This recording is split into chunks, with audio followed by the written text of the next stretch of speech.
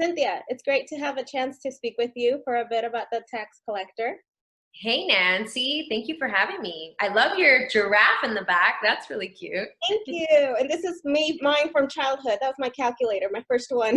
Okay, I didn't really see it because you were covering it. I don't remember the last time I've seen one of those. I don't even remember what they're called. They have like a certain name. Yeah, there was like a name I remember. I'm not sure now, but that is adorable.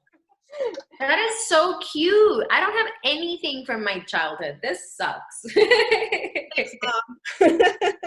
Right? Yes. So let's talk about the tax collector. I mean, you play this role of Alexis, who has these roles that some of the main scenes that actually consequently lead to major destruction. Absolutely. I mean, how do you prepare for scenes like that? They were all really rough, right? Like you get bits and pieces of some happiness in their lives, but from the very beginning, we see that Alexis is battling. She's struggling in some way or form. Uh, it was really special to be able to create this entire life and this 10-year marriage and motherhood because we only see a glimpse of the life of Alexis Cuevas and the Cuevas family. We only get to see 2 days in their life, but two super intense days, like completely action packed. So obviously that's going to bring a different level of intensity.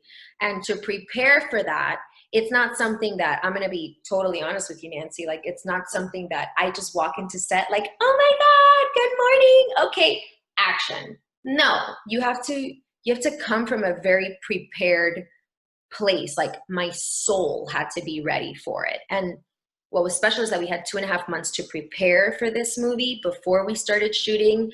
And we had rehearsals every single day with David.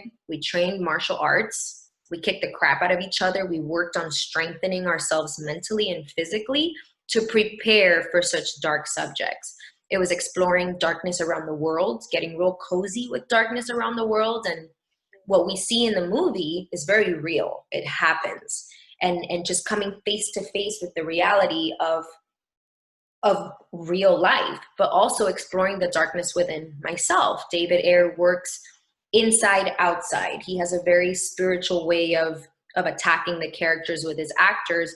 And so for me, not only did I take the outside world, channeled some of that energy, but I used moments of real pain in my personal life to relate to this character and prepare myself for those really intense moments, which were the majority of Alexis's scenes.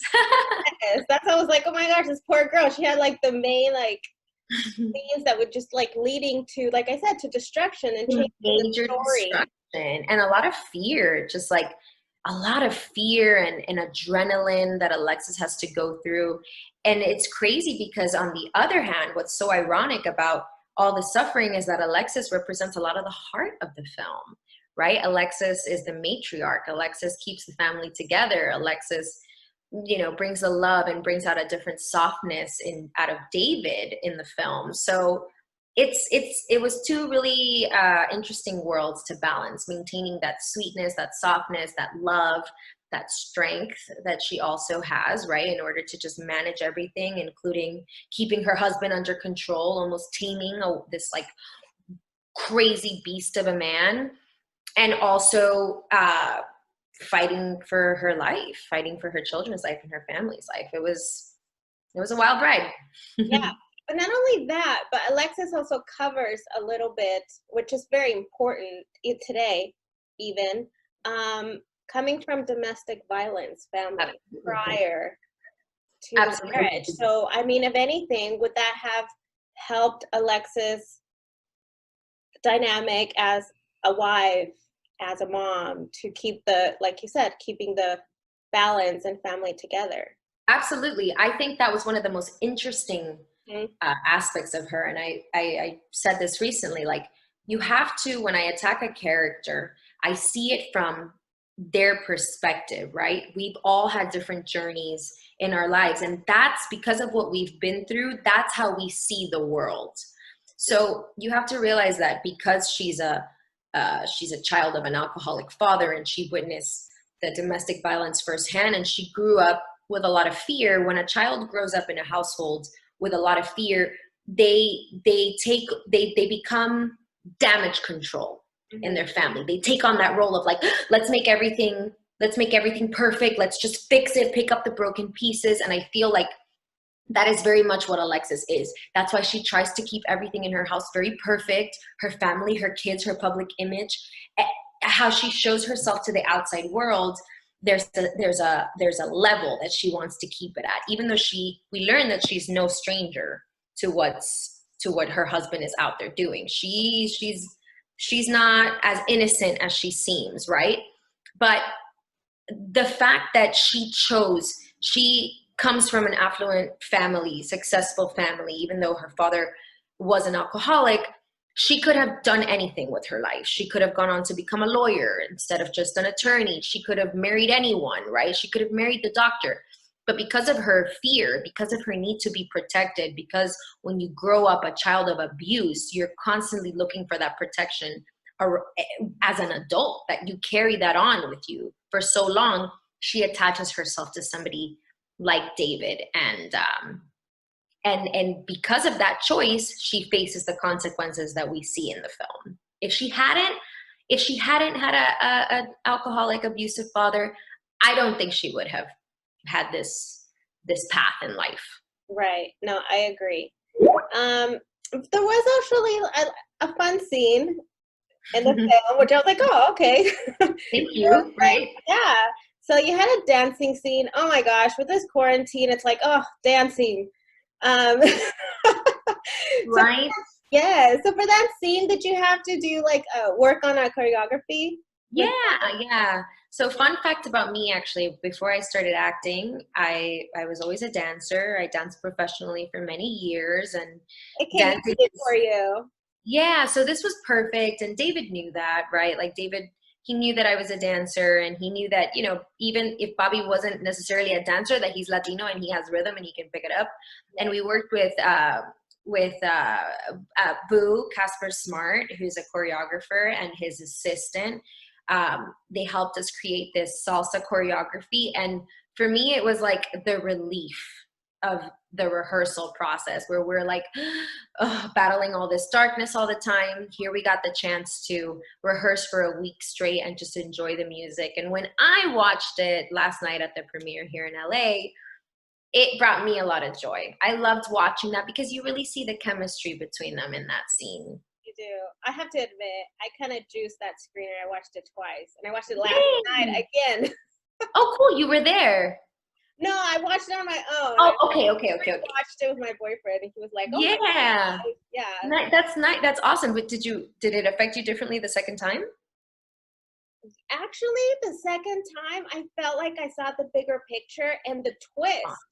I saw another twist, and I was like, and then I kind of shared it with my boyfriend. He's like, "Oh my gosh, I did not see that, but now it makes sense." Obviously, I can't speak about it right now. Of course, yeah, the ending, he didn't even anticipate it. It was just kind of like, wow. Yeah, I feel like time since they've made one of the movies this good. Yeah, I feel like there's so much going on in the movie. It's action packed. It's a la David Ayer style, so there's a lot happening and just violence, intensity. But I love that, and I love how he shoots it and how he portrays it. I think he's so badass. But there are moments that I feel like, because there's so much going on, you're like, whoa, what? It's definitely a film that you have to watch multiple times. At least for me personally, it affected me differently every single time that I've seen it. The second time, like I said, I saw the bigger picture of the twist, and I was just like, yeah. Oh my gosh. Right? It was there all along. The first time you're just so focused on, all this, all that. But yeah. The second time, definitely. I think I enjoyed it slightly more because I was already familiar with the characters in a way. But you're analyzing a little more in depth. Totally. Me too. Honestly, the first time I saw it, I think maybe the first time I saw it, it was just so nerve-wracking to see your work up there for the first time. You're like, oh my God. It's nerve-wracking for me personally. I don't know if it's like that for, any of the other actors on the film. And then the second time it was like a piece of art. It was a real work of art that I got to appreciate and admire for what it was. Really special. And then last night when I saw it again, I was like, oh, I found really cool moments in like acting, or I got real specific with the different characters and really saw that every different character in this film has some really special moments. We've got some solid actors in this movie, I will say. You guys did, and the chemistry was great, not to mention. Yeah, we worked really hard on that. Like I said, Nancy, we had 2.5 months to rehearse before we started shooting. So for us, it was really important, and for me, it's always really important to get to just bond as much as possible with any actor that I'm working with. And we had 2.5 months where we had to see each other every single day to work on that organic chemistry and get to know each other. Bobby and I specifically, we got to know each other on a different level. And the camera picks up on that organically. And the job was easy, I guess. With all the prep we did, the chemistry was easy. And the same with Shia and Bobby. That chemistry was out of this world. It was wonderful. Great. So, so we have the tax collector, which we've been talking about, but if it's okay to mention, we can also see you on Deputy. Yeah. So Deputy is another project that I got to work with David Ayer. He directed the pilot and was one of the producers on it. And obviously he knew my work. We had just finished working together, and he called me about playing this cool character named Nurse Julie, who would eventually just maybe like possible love interest with Bex Taylor Claus, who plays Bishop on the show. The first season we had a lot of fun. It's a very different role from anything I've played. Unfortunately, we didn't get picked up for a second season, but I think the first season is pretty cool to still watch. Yeah, why not, right? Yeah, right? We did. That's actually been on my list, but with all this stuff going on and watching like the tax collector twice, have Yes. yet to get to it, but we'll definitely do. Is there Yeah. anything to start wrapping up you can share that you may be working on or in the middle of? Yeah, definitely. I've got a film coming out. I can't exactly say when, but I had a really cool film called Reefa that I worked on in Miami. It's the true story of a Colombian immigrant artist named Israel Reefa Hernandez, who unfortunately lost his life in 2013 at the hands of police brutality while he was just spray painting a wall.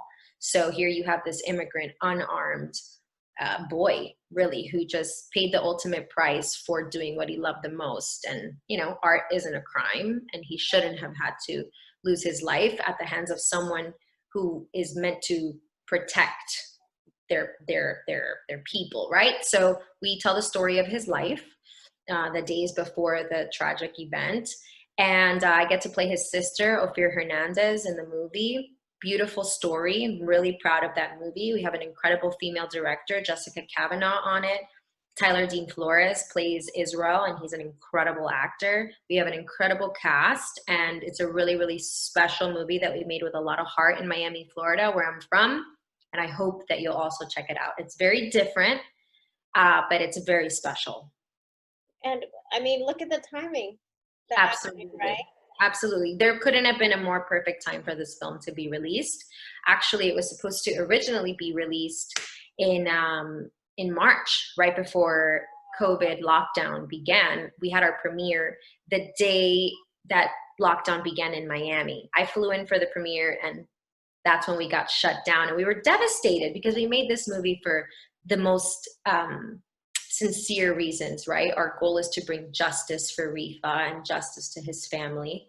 And we feel like we didn't get that opportunity to have that moment. But now we realize that everything does happen for a reason. And 4.5 months later, look at the time. Look at what we've seen in the last 4, 5, 6 months alone, where we are just completely raw and open to what's really happening, aware of what's really happening in America today in 2020. Although this story of Reefa, he passed away in 2013, in 2020, it's more relevant than ever. Mm-hmm. So it's really important that this story is told. And our goal is that we'll be able to get justice for Reefa and for his family again. I'm sure with all this that's been going on, it will definitely I think if anything, it can be a blessing in the time because it'll be after all this that happened, and maybe it'll just attract a lot more attention. Yeah, that's the goal. Before. That's the goal. Yes, that's the goal. Especially because the cop who killed Reefa was exonerated of all charges and is still part of the Miami Police Department, which to me is absolutely baffling. And we hope this can shake things up a bit. That's our hope. That's what we pray for. Wow, well, that's great. That's great. That looks like you're doing projects that are definitely, you know, kind of opening topics and conversation. Totally. Like for this example, for this with the tax collector, I think domestic violence for sure, and even coming from alcohol abuse. Yep, absolutely. So, Yeah, that's my goal, right? With every character that I play, even if I'm playing a 17-year-old girl or a young mom or, somebody's sister like in Reefa, what's more important to me is to just continue to tell different stories, real, authentic stories. That's what excites me the most, is finding the truth in my characters and in the world as much as possible. It's what excites me. But also just telling the stories that make people uncomfortable, that it's the topics that people don't want to talk about. Early on in my career, I did a movie about sex trafficking. It was a true story about sex trafficking. And that's what I want to continue talking about, topics in the world that people may know about, but don't know what's really happening in their backyard, basically. In America, it happens everywhere. Police brutality, sex trafficking, in tax collector, just the organized crime groups in Los Angeles where I live. These are all very real things that are happening in the world right now. And I'm so fortunate that I get to play characters that represent all of that. not only that, but with great storyline, that does make a difference too. Like 100%. 100%. Well, thank you so much, Cynthia, for your time, and hopefully we get to chat for your new project. Yes, Nancy, thank you so much. I would love to chat with you once Reefa comes out. I think I'd be really, really curious to see what effect that film had on you and those characters. Of course, great. Well, hopefully soon. Thank you so Yes, much. thanks for chatting with me, Nancy. Of course. Thank you, too. We'll talk soon. Bye-bye.